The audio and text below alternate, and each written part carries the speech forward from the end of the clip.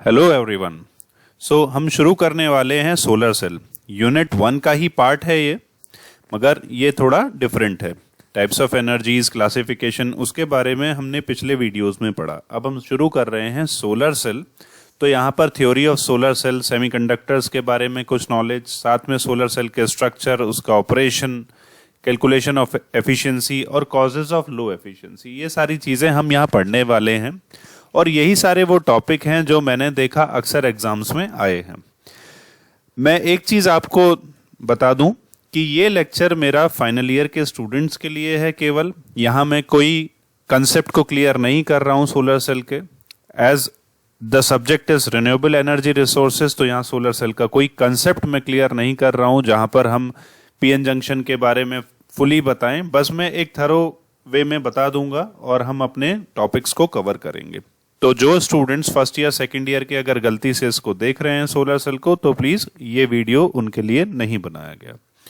तो स्टार्ट करते हैं सोलर सेल के कुछ फंडामेंटल्स के बारे में। सोलर सेल 1950 में बनाया गया पहली बार यूएस में, जिसका इस्तेमाल यूएस स्पेस सैटेलाइट सिस्टम के लिए किया गया।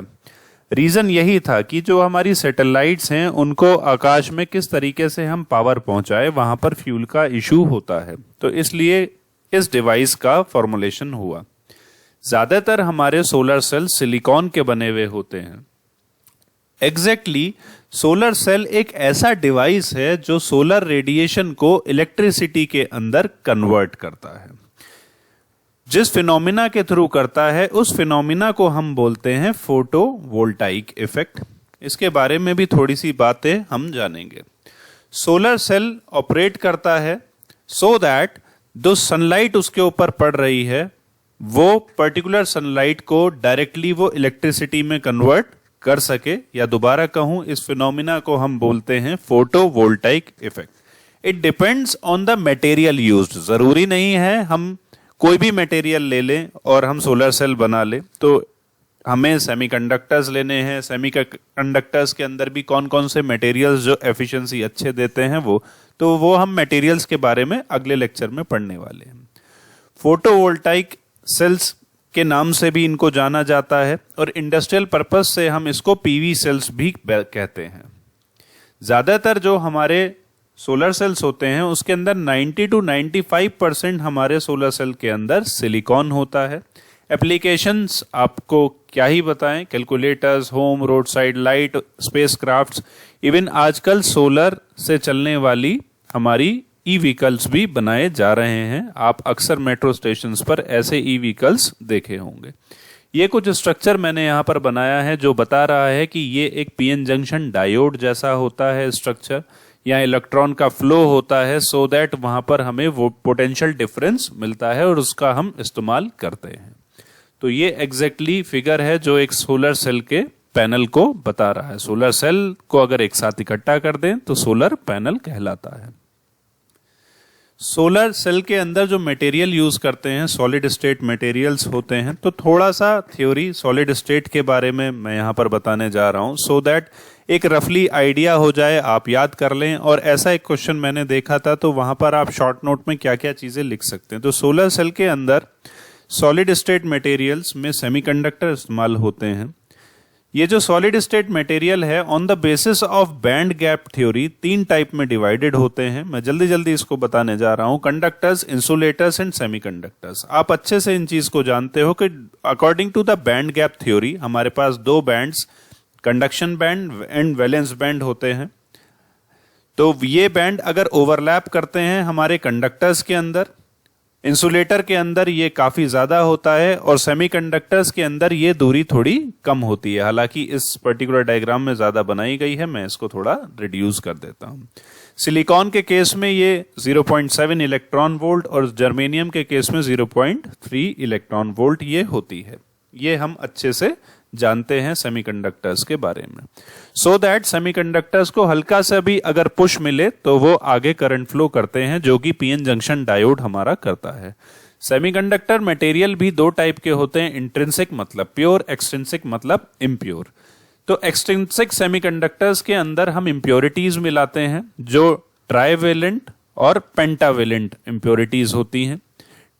ट्राइवेलेंट मींस उसके वैलेंस इलेक्ट्रॉन्स 3 होते हैं, पेंटावेलेंट मींस उसके वैलेंस इलेक्ट्रॉन्स हमारे पास 5 होते हैं। नॉर्मली जो सिलिकॉन होता है या जर्मेनियम होता है उसके पास 4 इलेक्ट्रॉन्स हमारे आउटर शेल में होते हैं, मतलब उसको 4 और चाहिए।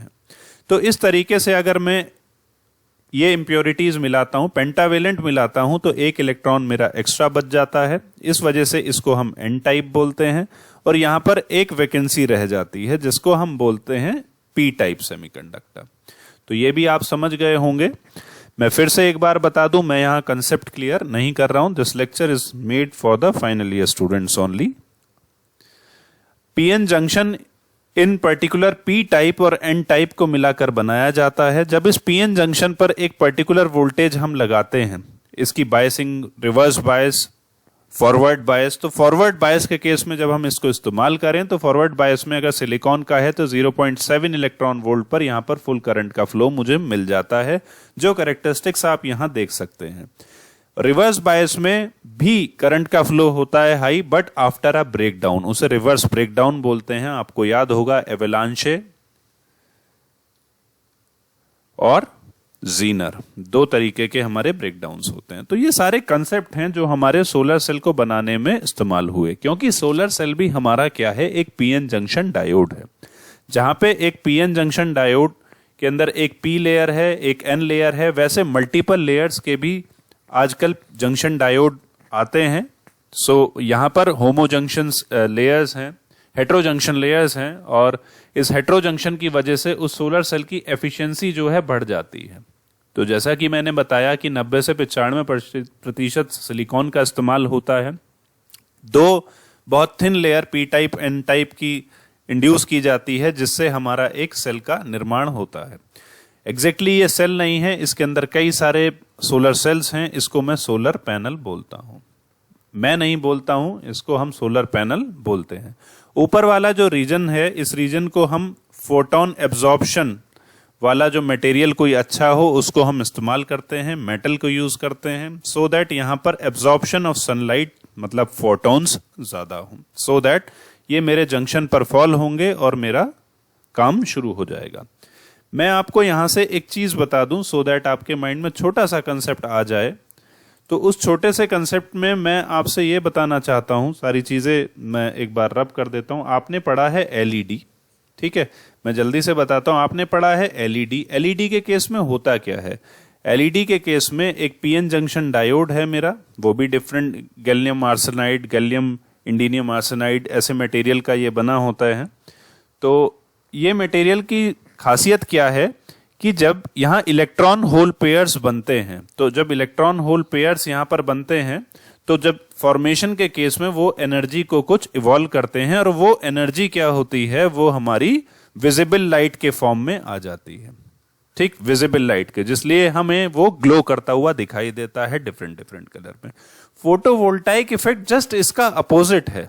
वो क्या करता है कि नॉर्मली हमारा क्या है, एक पर्टिकुलर पोटेंशियल पर इसको रखा गया है, एक पर्टिकुलर पोटेंशियल पर इसको रखा गया है, मगर ये कंडक्ट नहीं कर रहा है।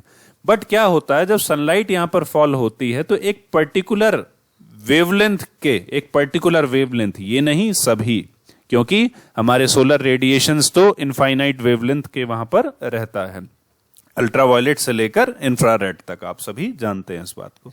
तो एक पर्टिकुलर वेवलेंथ के अगर फोटॉन्स वहां पर एब्जॉर्ब होंगे तो क्या होगा एग्जैक्टली, यहां इलेक्ट्रॉन होल पेयर्स का बनना स्टार्ट हो जाएगा, करंट का फ्लो होना स्टार्ट हो जाएगा, और उस पर्टिकुलर की वजह से इस डायोड के दोनों तरफ एक पोटेंशियल डेवलप हो जाएगा, जिसको हम स्टोर कर लेते हैं।